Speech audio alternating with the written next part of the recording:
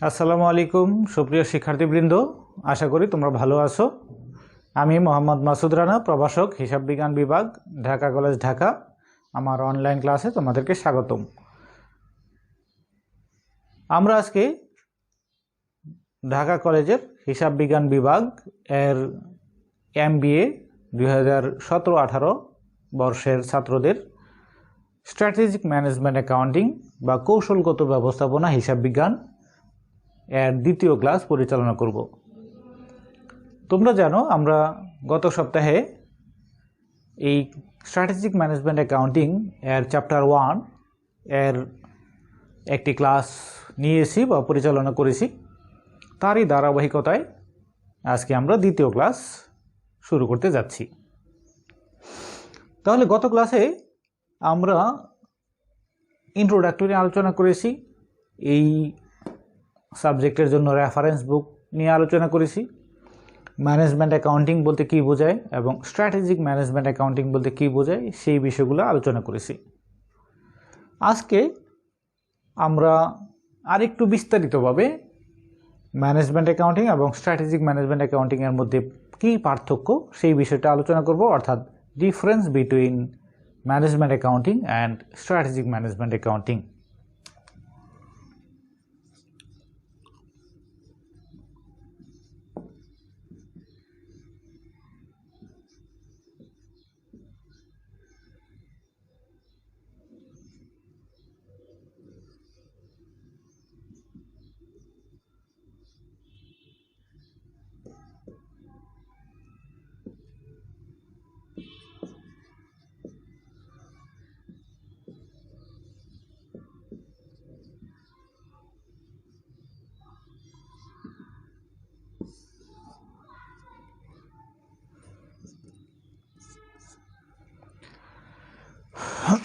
তাহলে ব্যবস্থাপনা হিসাব বিজ্ঞান এবং কৌশলগত ব্যবস্থাপনা হিসাব বিজ্ঞানের মধ্যে পার্থক্য আমরা গত ক্লাসের সংজ্ঞায় আমরা আলোচনা করেছি এবং তখন আমরা এই দুইটার মধ্যে কি পার্থক্য সেই বিষয়গুলো কিছুটা আলোচনা করেছি। আজকে যদি আমরা একটু বিস্তারিত আলোচনা করি তাহলে বলবো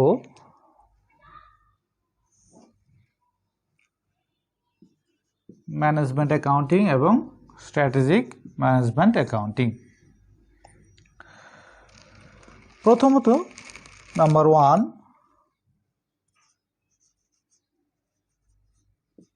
সংজ্ঞাগত পার্থক্য। সুষ্ঠু পরিকল্পনা অর্থাৎ ম্যানেজমেন্ট অ্যাকাউন্টিং হচ্ছে সুষ্ঠু পরিকল্পনা প্রণয়ন, যথাযথ সিদ্ধান্ত গ্রহণ ও নিয়ন্ত্রণ কার্য পরিচালনার জন্য যে হিসাব ব্যবস্থা প্রয়োজনীয় তথ্য সরবরাহ করে ব্যবস্থাপনা কার্যকে সুষ্ঠুভাবে সম্পাদনে সাহায্য করে তাকে ব্যবস্থাপনা হিসাব বিজ্ঞান বলে। অন্যদিকে ব্যবস্থাপনা টিমটি কৌশলগত সিদ্ধান্ত নেওয়ার জন্য ব্যবস্থাপনা হিসাব তথ্য বিশ্লেষণ করার প্রক্রিয়াই হচ্ছে কৌশলগত ব্যবস্থাপনা হিসাব বিজ্ঞান। আচ্ছা, তাহলে আমরা ম্যানেজমেন্ট অ্যাকাউন্টিং হচ্ছে ব্যবস্থাপনা কার্যাবলী সুষ্ঠুভাবে পরিচালনার জন্য তাকে বিভিন্ন তথ্য দিয়ে সহায়তা করা, সহযোগিতা করা। আর স্ট্র্যাটেজিক ম্যানেজমেন্ট অ্যাকাউন্টিং হচ্ছে কৌশলগত সিদ্ধান্ত নেওয়ার জন্য। আর কৌশলগত সিদ্ধান্ত কেন নেওয়া হয় সেই বিষয়টাও আমরা গত ক্লাসে আলোচনা করেছিলাম, যে কৌশলগত সিদ্ধান্ত নেওয়া হয় যাতে আমি অন্য প্রতিষ্ঠান থেকে এগিয়ে থাকতে পারি, অর্থাৎ কাস্টমার যাতে আমার পণ্যটা বেশি কিনে অন্যদের তুলনায়। যেমন তোমরা জানো আমাদের দেশে টেলিকম কোম্পানিগুলোর মধ্যে প্রচুর পরিমাণ তাদের কম্পিটিশন, তাদের প্রতিযোগিতা, যার ফলে বিভিন্ন কোম্পানি বিভিন্ন নতুন নতুন কৌশলে কাস্টমারদেরকে আকৃষ্ট করার চেষ্টা করে। তো এই জন্য বাংলা লিঙ্ক বলো আর গ্রামীণ ফোন বা বিভিন্ন কোম্পানি নতুন নতুন তারা অফার দেয় যাতে গ্রাহকরা তাদের কোম্পানি বা তাদের সার্ভিসটা বেশি তারা ইউজ করে। তাহলে আমাদেরকে এই স্ট্র্যাটেজিক ম্যানেজমেন্ট অ্যাকাউন্টিং কম্পিটিটরসদের চেয়ে ভালো স্ট্র্যাটেজি, ভালো কৌশল অবলম্বন করার জন্য আমাদের তথ্য সরবরাহ করে থাকে বা সিদ্ধান্ত নেওয়ার ক্ষেত্রে তথ্য সরবরাহ করে থাকে। তারপর বলছে যে আর্থিক হিসাব বিজ্ঞানের সীমাবদ্ধতা দূরীকরণের জন্য ব্যবস্থাপনা হিসাব বিজ্ঞানের উৎপত্তি।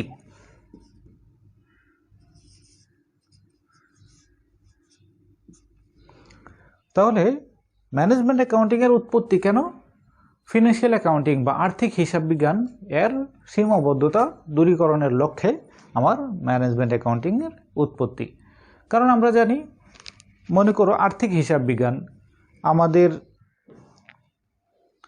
একটা প্রতিষ্ঠানে আমরা যখন আর্থিক হিসাব বিজ্ঞানের মাধ্যমে চূড়ান্ত হিসাব তৈরি করি বা ফিনান্সিয়াল স্টেটমেন্ট তৈরি করি, সেখানে আমার সারা বছরের নেট ইনকাম বা গ্রস ইনকাম, নেট ইনকাম এই বিষয়গুলো আমরা পাই। সেখানে আমার টোটাল অ্যাসেট বা কারেন্ট অ্যাসেট, কারেন্ট লায়াবিলিটিস এই বিষয়গুলো আমরা পাই। কিন্তু এই ধরনের ইনফরমেশন থেকে অনেক সময় আমাদের সিদ্ধান্ত নেওয়া সম্ভব হয় না। আমাদেরকে সেই ইনফরমেশনগুলো আরও একটু ব্যাখ্যা বিশ্লেষণ করার প্রয়োজন হয়, অ্যানালাইসিস করার প্রয়োজন হয়। তো অ্যানালাইসিস করে আমরা সিদ্ধান্ত নেই। যেমন মনে করো আমরা ফিনান্সিয়াল স্টেটমেন্ট অ্যানালাইসিস করি। এখন ফিনান্সিয়াল স্টেটমেন্ট অ্যানালাইসিস কীভাবে করি? রেশিও অ্যানালাইসিসের মাধ্যমে করি, বা ভার্টিক্যাল হরাইজন্টাল অ্যানালাইসিস করি, বা কমন সাইজ অ্যানালাইসিস করি। তাহলে এই যে আমরা ফিনান্সিয়াল স্টেটমেন্ট কিন্তু আমার সামনে ছিল, কিন্তু আমি আমার ফিনান্সিয়াল স্টেটমেন্ট থেকে ইনফরমেশন থেকে সরাসরি ইনফরমেশন ব্যবহার করে সিদ্ধান্ত নিতে পারছি না। এই জন্য তখন আমি কি করতেছি? এটাকে আরও অ্যানালাইসিস করতেছি। এই যে অ্যানালাইসিস করা আমার নিজের প্রতিষ্ঠানের ফিনান্সিয়াল স্টেটমেন্ট, এটা হচ্ছে ম্যানেজমেন্ট অ্যাকাউন্টিংয়ের কাজ। তো ম্যানেজমেন্ট অ্যাকাউন্টিং আমার প্রতিষ্ঠানের বিভিন্ন তথ্যউপাত্য অ্যানালাইসিস করে ব্যবস্থাপনাকে দিবে, যাতে সে সহজে সিদ্ধান্ত নিতে পারে। তাহলে আমার ম্যানেজমেন্ট অ্যাকাউন্টিংয়ের উৎপত্তি হচ্ছে ফিনান্সিয়াল স্টেটমেন্টের সীমাবদ্ধতাকে দূরীকরণের জন্য আমরা ম্যানেজমেন্ট অ্যাকাউন্টিং এর উৎপত্তি। আর এই ম্যানেজমেন্ট অ্যাকাউন্টিংয়ের সীমাবদ্ধতা দূরীকরণের জন্য আমার স্ট্র্যাটেজিক ম্যানেজমেন্ট অ্যাকাউন্টিংয়ের উৎপত্তি। যেমন আমরা বলছি স্ট্র্যাটেজিক ম্যানেজমেন্ট অ্যাকাউন্টিং, এটা কী করে? একাধিক প্রতিষ্ঠান অর্থাৎ কম্পিটিটর প্রতিষ্ঠানেরও ম্যানেজমেন্ট অ্যাকাউন্টিং ইনফরমেশনগুলোকে অ্যানালাইসিস করে। তো ম্যানেজমেন্ট অ্যাকাউন্টিং কিন্তু কম্পিটিটরদেরটা করবে না, শুধুমাত্র নিজের প্রতিষ্ঠানের ইনফরমেশন অ্যানালাইসিস করবে এবং ব্যবস্থাপকদেরকে দিবে। তারপর বলছে যে ব্যবস্থাপনা হিসাব বিজ্ঞানের মাধ্যমে আর্থিক তথ্যের বিশ্লেষণ ও ব্যাখ্যার মাধ্যমে ব্যবসায়ের দুর্বলতার ক্ষেত্রগুলো চিহ্নিত করার সঙ্গে সঙ্গে ওই দুর্বলতা দূরীকরণে প্রয়োজনীয় সংশোধনমূলক ব্যবস্থা গ্রহণ করা যায়। আর কৌশলগত ব্যবস্থাপনা হিসাব বিজ্ঞানের মাধ্যমে প্রতিষ্ঠানের প্রতিযোগিতামূলক সুবিধা এবং কৌশল পরিচালনা করা হয়। তাহলে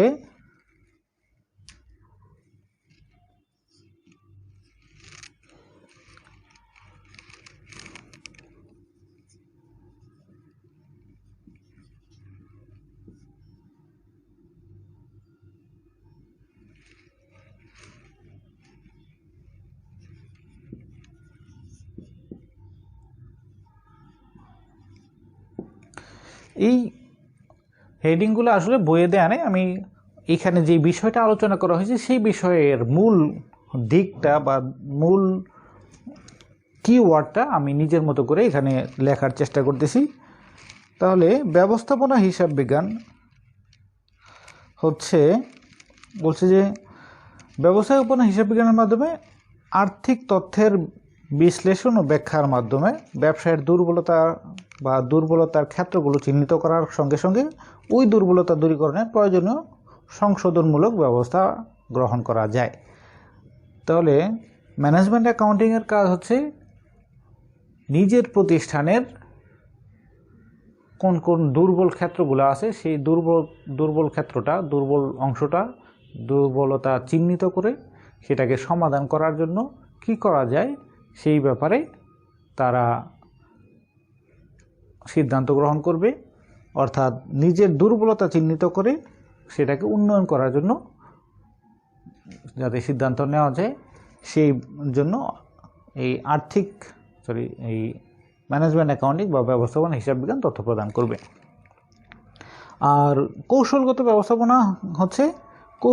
ব্যবস্থাপনা হিসাব বিজ্ঞানের মাধ্যমে প্রতিষ্ঠানের প্রতিযোগিতামূলক সুবিধা এবং কৌশল পরিচালনা করা হয়।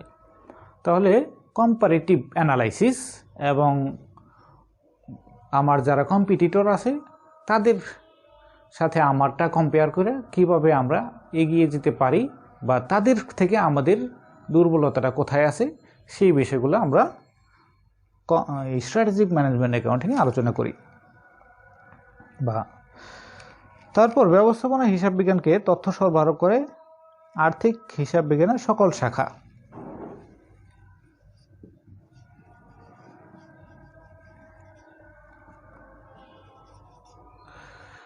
তোমরাও এই পয়েন্টগুলো লিখতে পারো, কারণ পয়েন্টগুলো সম্পর্কে ধারণা থাকলে তুমি দুইটা কম্পারেটিভ আলোচনা করতে পারবা।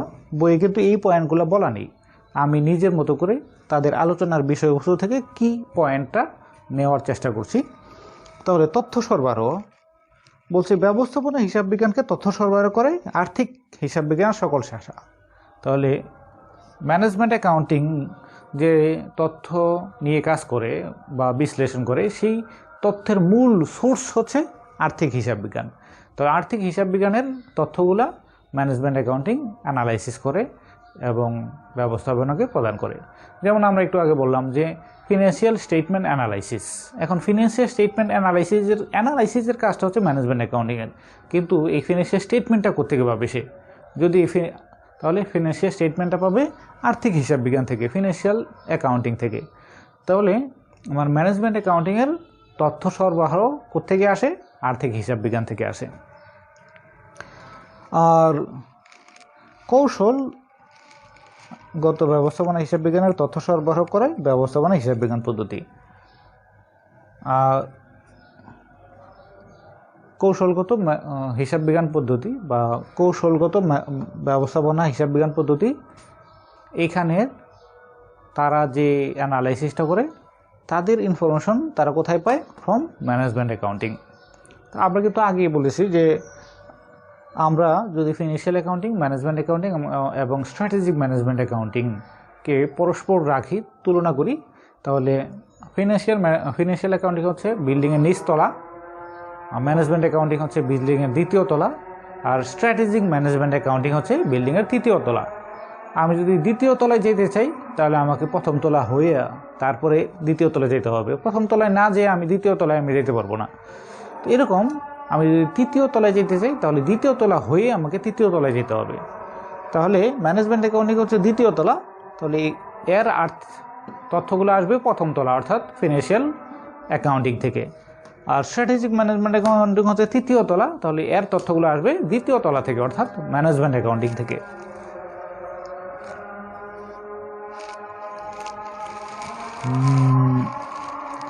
এরপর ব্যবস্থাপনা এবং আর্থিক হিসাব বিজ্ঞান উভয় মিলে ব্যবস্থাপনা হিসাব বিজ্ঞান তৈরি হয়। আর কৌশলগত ব্যবস্থাপনা হিসাব বিজ্ঞান কৌশল এবং ব্যবসায়ের পরিবেশগত ব্যবস্থাপনা হিসাব বিজ্ঞান পদ্ধতি মিলে কৌশলগত ব্যবস্থাপনা হিসাব বিজ্ঞান তৈরি হয়। আচ্ছা, এটাকে কি বলা যায়? আমরা এখানে বলছে ব্যবস্থাপনা হিসাব বিজ্ঞান, ব্যবস্থাপনা এবং আর্থিক হিসাব বিজ্ঞান এই দুইয়ের কম্বিনেশন হচ্ছে ব্যবস্থাপনা হিসাব বিজ্ঞান। অর্থাৎ আর্থিক হিসাব বিজ্ঞানগুলোকে অ্যানালাইসিস করে ব্যবস্থাপককে প্রদান করা, সেটা হচ্ছে আমার ম্যানেজমেন্ট অ্যাকাউন্টিং। আর বলছে কৌশল এবং ব্যবসায়ের পরিবেশগত ব্যবস্থাপনা হিসাব বিজ্ঞান মিলেই কৌশলগত ব্যবস্থাপনা হিসাব বিজ্ঞান তৈরি হয়। তাহলে কৌশলগত হিসাব বিজ্ঞান স্ট্র্যাটেজিক ম্যানেজমেন্ট অ্যাকাউন্টিং হচ্ছে ব্যবসায়ের পরিবেশগত দিক এবং কৌশলগত দিক, এই দুইটা মিলে হচ্ছে আমাদের স্ট্র্যাটেজিক ম্যানেজমেন্ট অ্যাকাউন্টিং। অর্থাৎ আমার যে কম্পিটিটর, এটি কিন্তু আমার বিজনেসের এনভায়রনমেন্ট। মনে করো একজন টেলিকম ইন্ডাস্ট্রি এর পার্টনার, যেমন মনে করো বাংলালিংক। তো বাংলালিংক তার যে বিজনেস এনভায়রনমেন্ট, তো বিজনেস এনভায়রনমেন্ট সে দেখবে তার কম্পিটিটর কারা এবং কম্পিটিটররা কি করতেছে, কি ধরনের প্রোডাক্ট নিয়ে আসছে, তারা কি ধরনের সার্ভিস ফ্যাসিলিটিস দিতেছে। তো এই সবগুলা টেলিকম কোম্পানি মিলে হচ্ছে টেলিকম ইন্ডাস্ট্রি, এইটা হচ্ছে তাদের বিজনেস এনভায়রনমেন্ট। তো টেলিকম ইন্ডাস্ট্রির জন্য বা বাংলালিংক সে ওই বেক্সিমকো ফার্মাসিউটিক্যালস তারা কী করতেছে, এইটা তার না জানলেও চলবে, না দেখলেও চলবে, কারণ ওইটা তার বিজনেস এনভায়রনমেন্টের অংশ না। তাহলে এই বিজনেস এনভায়রনমেন্ট এবং স্ট্র্যাটেজি কৌশল, এই দুইটা কম্বিনেশন হচ্ছে আমার স্ট্র্যাটেজিক ম্যানেজমেন্ট অ্যাকাউন্টিং।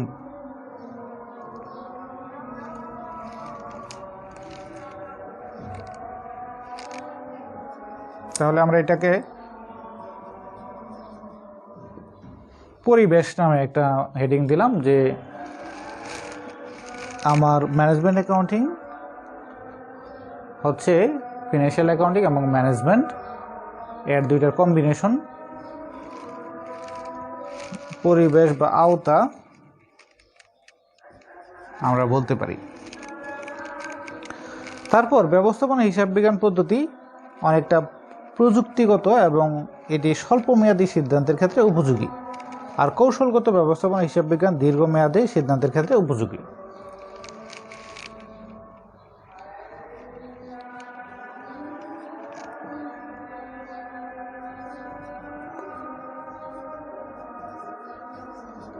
সময় উপযোগিতা আমরা যদি বলি, তাহলে ম্যানেজমেন্ট অ্যাকাউন্টিং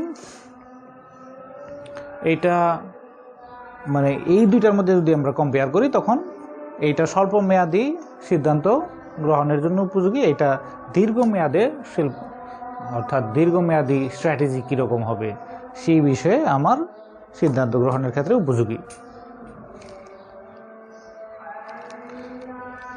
তারপর তথ্য সংগ্রহ, পরিমাপ এবং প্রতিবেদনের মাধ্যমে ব্যবস্থাপকগণ পরিকল্পনা, নিয়ন্ত্রণ ও সিদ্ধান্ত গ্রহণের জন্য ব্যবস্থাপনা হিসাব বিজ্ঞান ব্যবহার করে। আর প্রতিষ্ঠান এবং প্রতিষ্ঠানের বাইরে বর্ধিত মাত্রায় যে পরিবর্তন সাধিত হয় তার সাথে ব্যবস্থাপকগণ তাল মিলানোর জন্য কৌশল ব্যবস্থাপনা হিসাব বিজ্ঞানকে প্রাথমিক উপায় হিসেবে ব্যবহার করে।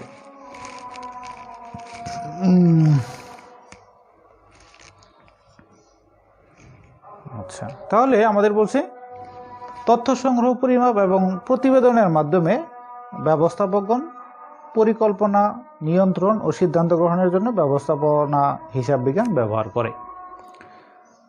তাহলে ব্যবস্থাপনা হিসাব বিজ্ঞান ম্যানেজমেন্ট অ্যাকাউন্টিং কেন ব্যবহার করে? তার নিজের প্রতিষ্ঠানের ভিতরে নিয়ন্ত্রণ এবং সিদ্ধান্ত গ্রহণের জন্য ব্যবস্থাপনা হিসাব বিজ্ঞান তথ্য ব্যবহার করে। আর প্রতিষ্ঠান এবং প্রতিষ্ঠানের বাইরে বর্ধিত মাত্রার যে পরিবর্তন সাধিত হয় প্রতিষ্ঠানের বাইরে, অর্থাৎ এনভায়রনমেন্টের মধ্যে বিভিন্ন কোম্পানির মধ্যে যে পরিবর্তন আসতেছে। তো মনে করো আমরা যদি মোবাইল কোম্পানির কথা বলি, তাহলে প্রতিষ্ঠানের বাইরে তাদের বিজনেস এনভায়রনমেন্টের মধ্যে যে পরিবর্তন, অর্থাৎ তার কম্পিটিটরস তারা কি করতেছে সেই বিষয়গুলো তার খেয়াল রাখতে হয়। তার যারা গ্রাহক তাদের চাহিদা কি, এখন ইয়ং জেনারেশন তাদের চাহিদা কি, সেই বিষয়গুলো তাদের খেয়াল রাখতে হয়। এবং বিভিন্ন এনভায়রনমেন্টাল ইস্যু, যেমন আমাদের একটা করোনা পরিস্থিতি গেল, তো করোনা পরিস্থিতিতে এখন গ্রাহকদের চাহিদা কি, বা তারা কি এক্সপেক্ট করতেছে, বা তাদের নিড কি, কীভাবে আমরা স্ট্র্যাটেজি গ্রহণ করলে এই পরিস্থিতিতে আমি আরও বেশি গ্রাহককে আকৃষ্ট করতে পারবো। অর্থাৎ আমার প্রতিষ্ঠানের বাইরের বিষয়গুলো এখানে বিবেচনা করে এই বাইরের বিষয়গুলো আমরা কিভাবে মোকাবেলা করব, সেই মোকাবেলার হাতিয়ার হিসাবে আমার স্ট্র্যাটেজিক ম্যানেজমেন্ট অ্যাকাউন্টিং ব্যবহার করা হয়। তাহলে এখানে হচ্ছে আমরা বলতে পারি হাতিয়ার। তাহলে হাতিয়ার এখানে ম্যানেজমেন্ট অ্যাকাউন্টিং হচ্ছে আমার internal, within the business, within the company, এর হাতিয়ার যে আমার কোম্পানির ভিতরগত, অর্থাৎ আমার প্রোডাকশন কিভাবে আরও বাড়ানো যায়, আমার সেলস কিভাবে বাড়ানো যায়, আমার প্রতিষ্ঠানের ভিতরের কার্যাবলীকে কীভাবে আরও নিয়ন্ত্রিত এবং সুশৃঙ্খল ইফেক্টিভ করা যায়, সেই বিষয়ের জন্য আমরা ম্যানেজমেন্ট অ্যাকাউন্টিং ইনফরমেশন ইউজ করি। আর প্রতিষ্ঠানের বাইরের পরিবেশ কীভাবে আমি মোকাবেলা করতে পারি, সেই জন্য আমরা স্ট্র্যাটেজিক ম্যানেজমেন্ট অ্যাকাউন্টিংকে হাতিয়ার হিসাবে ব্যবহার করি। তারপর ব্যবস্থাপনা হিসাব বিজ্ঞানের ভিত্তি হচ্ছে অভিন্ন লক্ষ্য স্থির করা, মুনাফা সর্বাধিকরণ লক্ষ্য ও দক্ষতা ও কার্যক্ষমতা মূল্যায়ন। আর কৌশলগত ব্যবস্থাপনা হিসাব বিজ্ঞানের ভিত্তি হচ্ছে বর্তমান অনিশ্চিত এবং জটিল ব্যবসায়িক পরিবেশ এবং প্রথাগত ব্যবস্থাপনা হিসাব বিজ্ঞানের সীমাবদ্ধতা।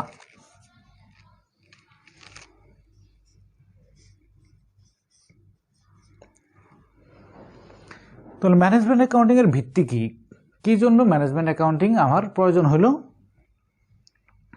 বলছে এর ভিত্তি হচ্ছে অভিন্ন লক্ষ্য স্থির করা, মুনাফা সর্বাধিকরণ লক্ষ্য এবং দক্ষতা ও কার্যক্ষমতা মূল্যায়ন।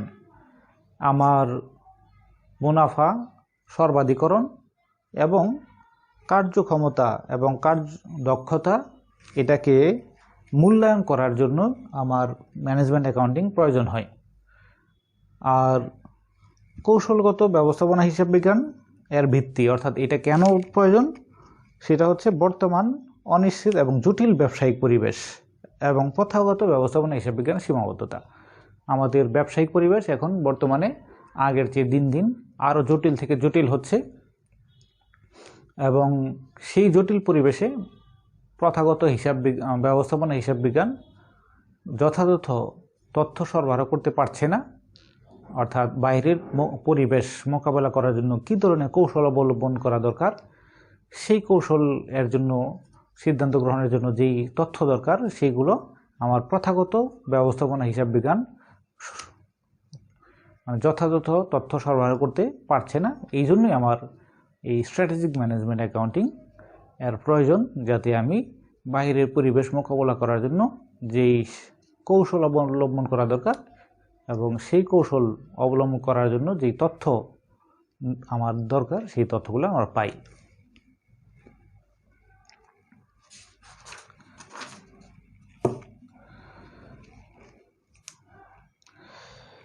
এছাড়াও এই চ্যাপ্টারে তোমরা আরও যে সকল বিষয় একটু, যেহেতু থিওরিটিক্যাল বিষয়, তোমরা একটু দেখে নিবা। সেই বিষয়গুলো হচ্ছে কৌশলগত ব্যবস্থাপনা হিসাব বিজ্ঞানের কার্যাবলী, অর্থাৎ কৌশলগত হিসাব বিজ্ঞান ব্যবস্থাপনা হিসাব বিজ্ঞান তারা কি করে, এখানে বিভিন্ন বই হয়তো বিভিন্নভাবে আলোচনা করবে। এখানে বলা আছে সমস্যা চিহ্নিতকরণ, প্রবলেম আইডেন্টিফিকেশন, তারপর বাজার পর্যবেক্ষণ ও উপাত্ত সংগ্রহ, বাজার পর্যবেক্ষণ করবে এবং সেখান থেকে তথ্য সংগ্রহ করবে, উপাত্তকে তথ্যে রূপান্তর করা, যেই ডেটা বা উপাত্তগুলো তারা বাজার থেকে নিয়ে আসে সেগুলোকে আরও বিশ্লেষণ করে তথ্য রূপান্তর করবে, বাজার ও প্রতিযোগিতার অবস্থান ব্যাখ্যাকরণ, বর্তমানে বাজারে তাদের অবস্থান কি, প্রতিযোগীর অবস্থান কি, সেগুলো তারা অ্যানালাইসিস করবে এবং ব্যাখ্যা করবে, সমন্বয় সাধন কোঅর্ডিনেশন, তো তাদের বিভিন্ন বিভাগ, তাদের প্রতিষ্ঠানের বিভিন্ন বিভাগের মধ্যে যাতে সমন্বয় সাধন হয়, কোঅর্ডিনেশন হয়, সেই বিষয়গুলো তারা লক্ষ্য রাখবে। নতুন ধারণা ও পরিকল্পনা উদ্ভাবন, কম্পিটিটরদের থেকে আরও নিজেকে বেটার পজিশনে নেওয়ার জন্য কি করা যায়, সেই ক্ষেত্রে তারা নতুন ধারণা এবং পরিকল্পনা উদ্ভব করবে। ব্যবস্থাপনার অন্যান্য স্তরে তথ্য প্রদান, তাহলে ব্যবস্থাপনার বিভিন্ন স্তরে তারা তথ্য প্রদান করবে। তারপর প্রকল্পের অর্থনৈতিক ও সামাজিক সম্ভাবনা বিশ্লেষণ, বিভিন্ন প্রকল্প নেওয়ার আগে সেই প্রকল্প থেকে আমাদের লাভ হবে না লস হবে, লাভ হলে কি পরিমাণ লাভ হবে, সেই বিষয়গুলো তারা অ্যানালাইসিস করবে। অ্যানালাইসিস করার জন্য রিটার্ন অন ইনভেস্টমেন্ট অর্থাৎ ROI, EVA, economic value added এবং বিভিন্ন ব্রেক ইভেন পয়েন্ট, বিভিন্ন স্ট্র্যাটেজি তারা অবলম্বন করবে সেগুলো অ্যানালাইসিস করার জন্য। এবং ফাইনালি তারা প্রতিষ্ঠানের ঝুঁকি ও সামর্থ্যের বিশ্লেষণ, অ্যানালাইসিস অর্থাৎ SWOT অ্যানালাইসিস, এটা SWOT,